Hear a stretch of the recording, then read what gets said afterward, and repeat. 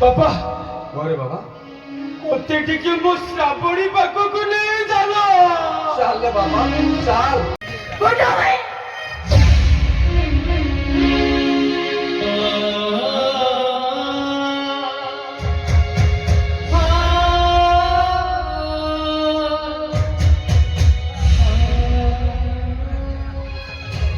ए बड़ा भाई ये भी देखिए भी दिला बड़ा भाई ये भी देखिए भी दिला सिंहलो श्रावणी काले तो सुख संसार देखी ए आखि दीटा ईर्षा करिवो सेति पई भगवान मो आखि दीटा को छोड़ेई नेले भलो होला नहले मो घर भितरे वो प्रेमिका को भाउज रूप देखी सही पाई थांती केमिति हे ईश्वर मोते तुम्हें अंध कर तुमको कोटि कोटि नमस्कार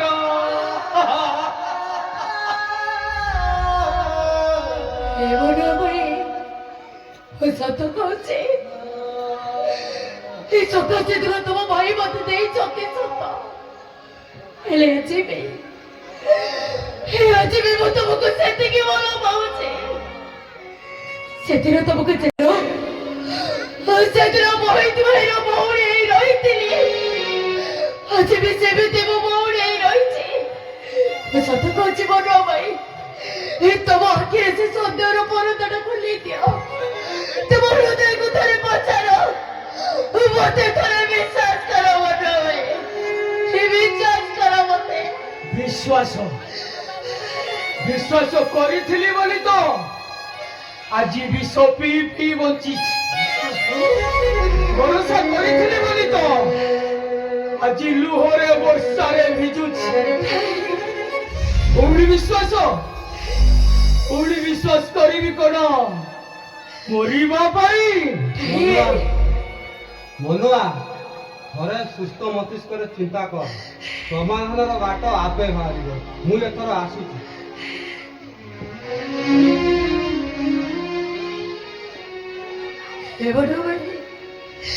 तुम से सब कथा को विश्वास कर तुम बिना मु की बेटी मुंगी मरी बचे मु तुम बिना बचे मरी मेरी बड़ सत कहूँ मु तुम बिना बचे मरी मेरे बचे मरी मेरे बचिबा को हबो श्रावणी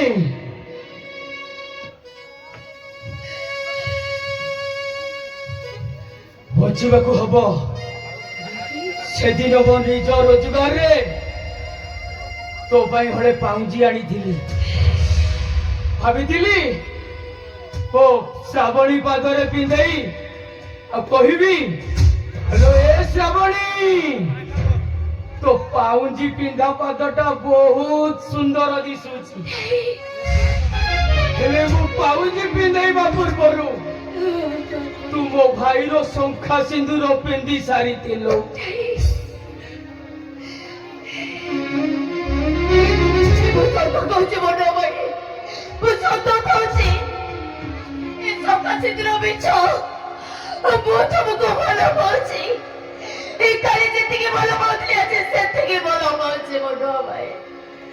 बड़ भाई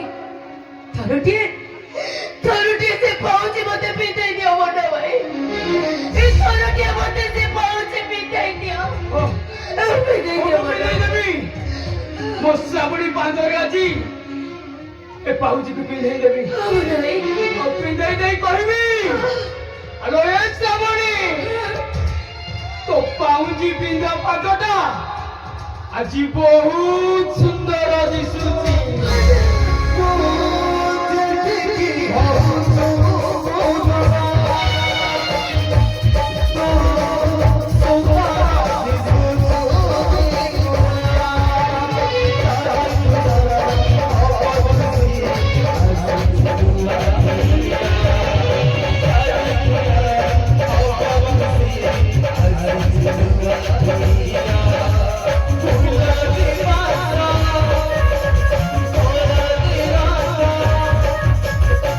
Love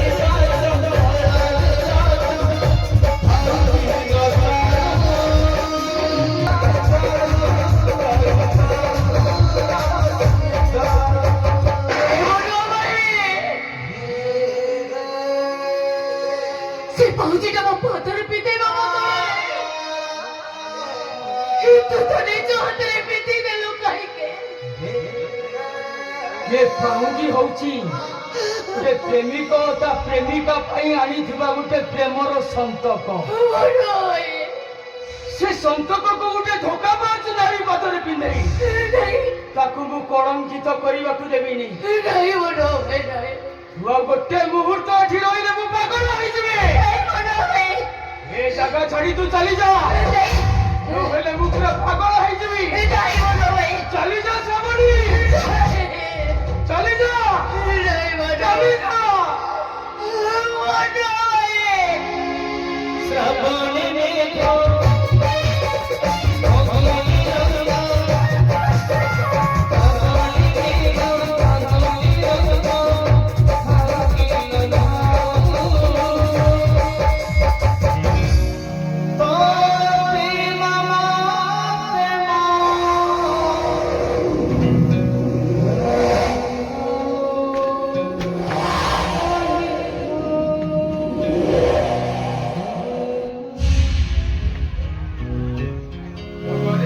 ଆରେ ତୋର କଣ ହେଇଛି?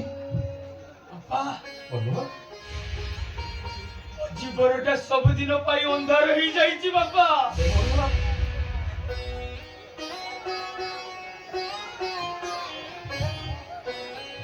ହେ ବାବା, ଆରେ ଖୋଲିକି ନ କହିଲେ ମୁଁ ଜାଣିବି କେମିତି ତୋର କଣ ହେଇଛି? ତମେ କଣ କିଛି ଜାଣିପାରୁନ ବାପା? ନାଇଁ ରେ ବାବା, ମୁଁ ସତ କହୁଛି କିଛି ବି ଜାଣିପାରୁନି ମୁଁ। ତମ ପୁଅ ବନୁଆଟା ସବୁଦିନ ପାଇଁ ଅନ୍ଧ ହେଇଯାଇଛି ବାପା।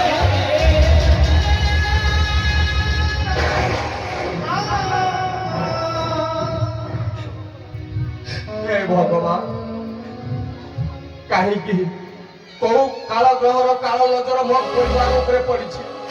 ଏଠି ଗୋଟିଏ ପରେ ଗୋଟିଏ ଅଘଟଣ ଘଟି ଚାଲିଛି। ପ୍ରଥମେ ମୋ ବଡ ପୁଅର ସଂସାରଟା ଚୁଙ୍ଗା ହେଇଯିବା ପରେ ସେ ମୃତ୍ୟୁ ସହ ସଂଗ୍ରାମ କରୁଛି, ଆଉ ଏଠି ମୋ ସାନ ପୁଅଟା ତା ଆଖିର ଜ୍ୟୋତି ହଜେଇ ସବୁଦିନ ପାଇଁ ଅନ୍ଧ ହେଇଯାଇଛି। ଅନ୍ଧ। କଣ କହିଲ ବାପା? ମୋ ବଡ ଭାଇ ଜୀବନ ସହିତ ସଂଘର୍ଷ କରୁଛନ୍ତି? ହଁ ରେ ମନୁଆ, ତୋ ବଡ ଭାଇ କି ବ୍ରେନ୍ ଟ୍ୟୁମର। ବାପା ସେ ମୋନାଲିସା ଆଉ ମଳୟର ମିଳନ ପାଇଁ ସେ ନିଜକୁ ନିଜେ ଟ୍ରିଟମେଣ୍ଟ ନ କରି ନିଜ ସବୁକୁ ନିଜ କାନ୍ଧରେ ବହୁଛି ରେ। ଆଉ ତାହେଲେ ଶ୍ରାବଣୀ ସହିତ ବାହାଘର? ମିଛ। ସେଦିନ ରାତିରେ ସେ ଭାଇ ଭଉଣୀ ଦିଟାକୁ ଏ ଘରୁ ବିଦା କରିବା ପାଇଁ ମନୀଷୀ ଶ୍ରାବଣୀର ଇଜ୍ଜତ ନେଲା। ଇଏ ଘରର ସମ୍ମାନକୁ ରକ୍ଷା କରିବା ପାଇଁ ମୋ ମହିଟିଟେ ସବୁ କଳଙ୍କକୁ ତା ମୁଣ୍ଡକୁ ନେଇ ଶ୍ରାବଣୀ କି ବାହା ହେଇଗଲା। ସେ ଜାଣିଥିଲା ସେଦିନ ତୁ ଶ୍ରାବଣୀକୁ ଭଲ ପାଉଛୁ ବୋଲି। ଶ୍ରାବଣୀ ଯଦି ଏକଥା ଜାଣି ଭାରାଶ୍ରମରେ ଆତ୍ମହତ୍ୟା କରିଥାନ୍ତା, ବିଚରାଟା ତୁ ପାଗଳ ହେଇଯାଇଥାନ୍ତୁ ରେ, ପାଗଳ ହେଇଯାଇଥାନ୍ତୁ ତୁ। ତାହେଲେ ବାପା ଶ୍ରାବଣୀ ଏବେ ବି ତତେ ଭଲ ପାଉଛି ରେ।